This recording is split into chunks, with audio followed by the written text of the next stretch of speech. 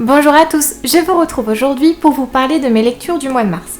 En mars, je n'ai lu que 3 livres, mais 3 livres que j'ai beaucoup appréciés et dont j'ai hâte de vous parler. Au programme dans cette vidéo, Tess d'Uberville de Thomas Hardy, Le dévouement du suspect X de Keigo Higashino et Les disparus de Mapleton de Tom Perrotta. Je vais commencer par le premier livre que j'ai lu au début du mois de mars, à savoir Tess d'Uberville de Thomas Hardy, un énorme classique de la littérature anglaise. Ce livre écrit en 1891 nous raconte l'histoire de Tess, 15 ans, qui vit avec ses parents et ses jeunes frères et sœurs dans la campagne anglaise. Leur véritable nom de famille est Durberfield.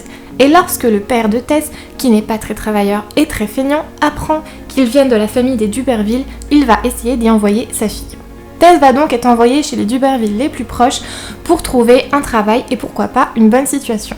Tess va alors arriver chez les Duberville les plus proches qui en fait n'ont rien à voir avec cette illustre famille et ont juste acheté le nom de famille. Tess va être en charge du poulailler dans le domaine des Duberville et très vite son jeune maître Alec va s'éprendre d'elle. Très prune, naïve et n'étant pas forcément intéressée par les hommes vu qu'elle est jeune, Tess va alors refuser les avances d'Alec. Mais celui-ci va alors abuser de la jeune fille et la violer. Pas forcément ravie et on comprend pourquoi, Tess va alors fuir le domaine des Duberville et retourner chez sa famille. Mais au bout de quelques mois, Tess va donner naissance à un enfant qu'elle va appeler Sorrow, qui veut dire chagrin, et qui malheureusement va mourir au bout d'une semaine. 5 ans après ce malheur, Tess va faire la connaissance d'Angel Clare et tous les deux vont très vite tomber amoureux l'un de l'autre. Mais une relation amoureuse peut-elle être possible pour Tess et surtout, va-t-elle pouvoir cacher sa condition passée ? Il faut resituer du coup l'histoire et se rendre compte que les mœurs à l'époque victorienne ne sont pas du tout les mêmes qu'à l'heure actuelle. Une femme qui a eu des relations hors mariage et en plus un enfant est une pécheresse.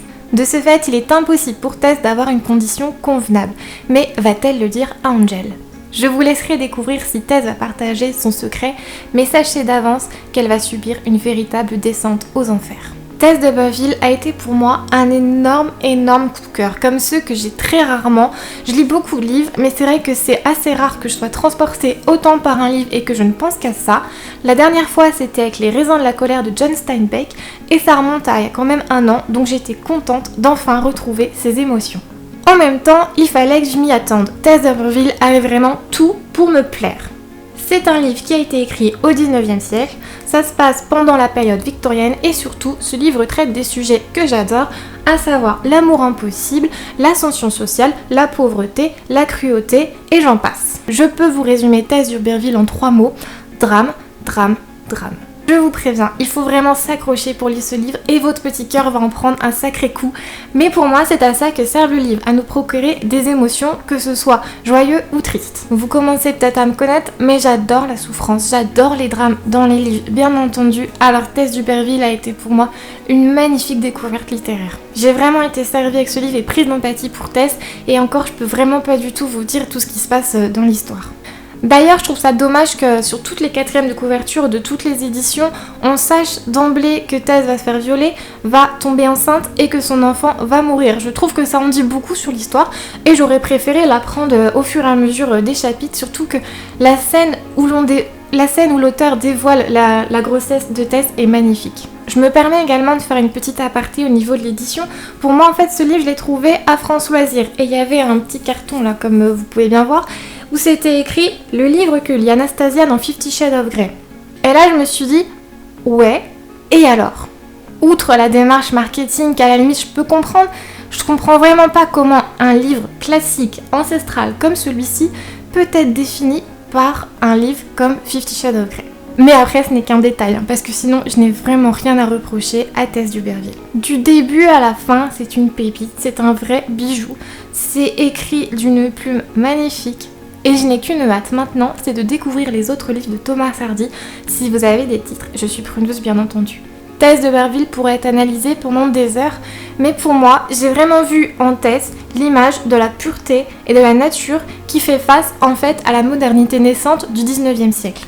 Je l'ai vraiment vécu comme ça en fait. Après, il n'y a pas de parti pris sur est-ce que c'est la nature qui est bien la modernité ou non, mais vraiment c'est ça. Tess, c'est la personnification de la nature face à la modernité.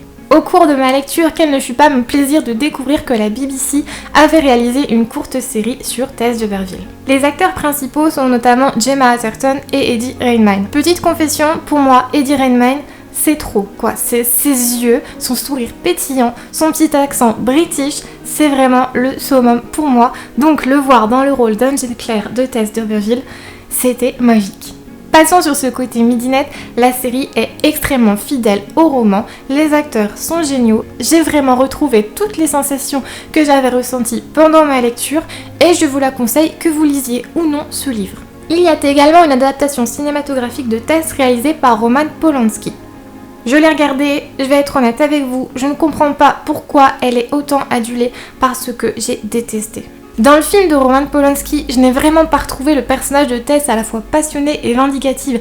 L'actrice était molle et ennuyeuse à mourir. Après, je ne sais pas si ça venait de la version française parce que je n'ai pas réussi à retrouver la version originale, mais clairement, je me suis ennuyée.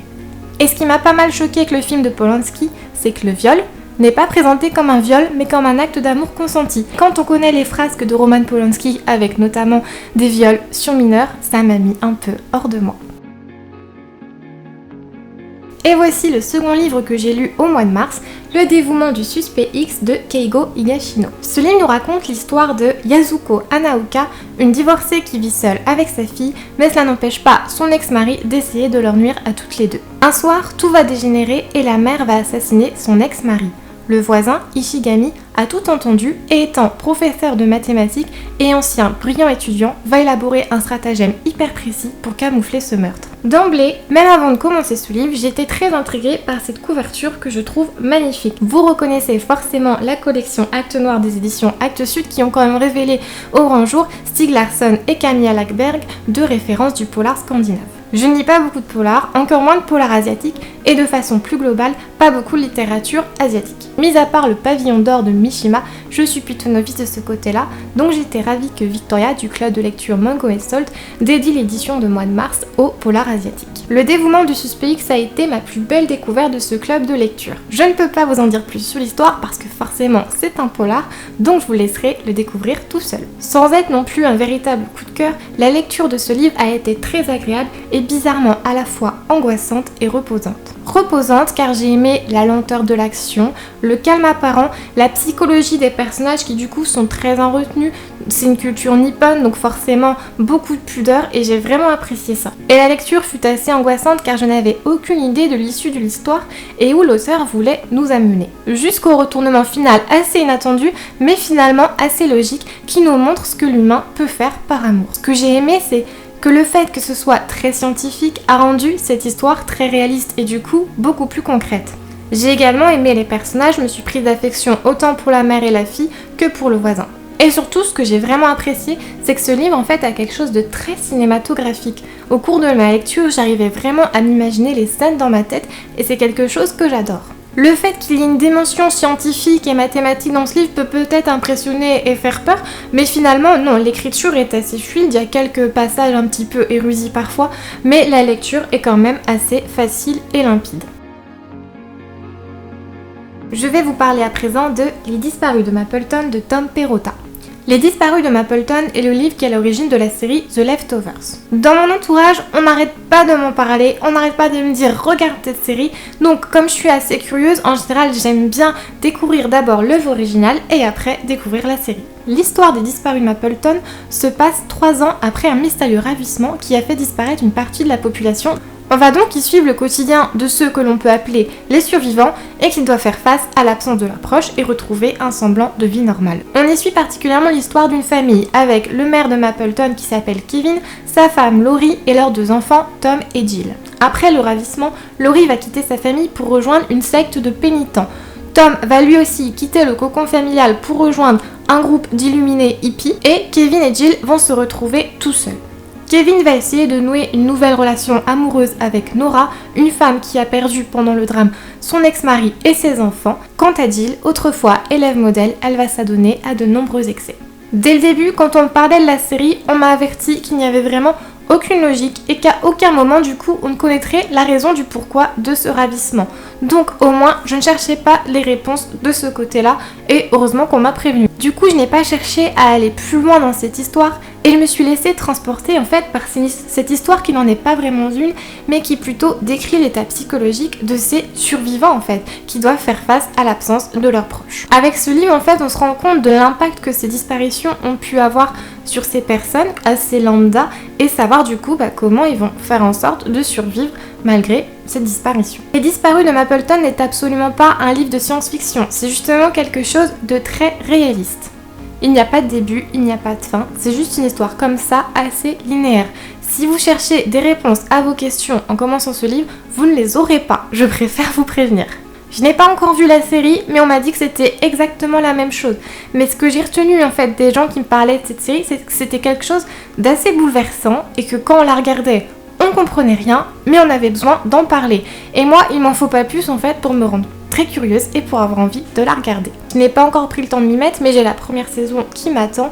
Et si ça vous intéresse, je pourrais vous faire un retour sur la série. En tout cas, ce livre, même si j'ai eu du mal à rentrer dedans et que c'est à la fin que je me suis dit que c'était vraiment très bien, est super. Il est bien écrit et c'est typiquement le genre de livre sans histoire que j'apprécie et qui est reposant. Et voici donc pour mes lectures du mois de mars. Je n'ai pas lu beaucoup de livres parce que du coup, en fin de mois, je me suis attaquée à un sacré pavé, à savoir Outlander, donc j'en parlerai forcément dans une de mes prochaines vidéos. Et une nouvelle fois, je vous gâte en vous proposant de gagner la version poche de l'une de mes lectures. Donc vous avez le choix, cette fois-ci, entre Les Disparus de Mapleton, Le Dévouement du Suspect X et Tess d'Uberville. Pour participer, il vous suffit tout simplement de me laisser un commentaire en dessous de cette vidéo avec le titre du livre que vous souhaitez recevoir. Je vous remercie d'avoir regardé cette vidéo et surtout je vous remercie pour tous les retours positifs que j'ai eu sur ma vidéo sur Marie-Antoinette parce que je m'y attendais pas et franchement j'étais vraiment contente que cette vidéo vous plaise autant. Je vous dis à très bientôt pour une nouvelle vidéo et en attendant je vous souhaite une excellente semaine. Au revoir.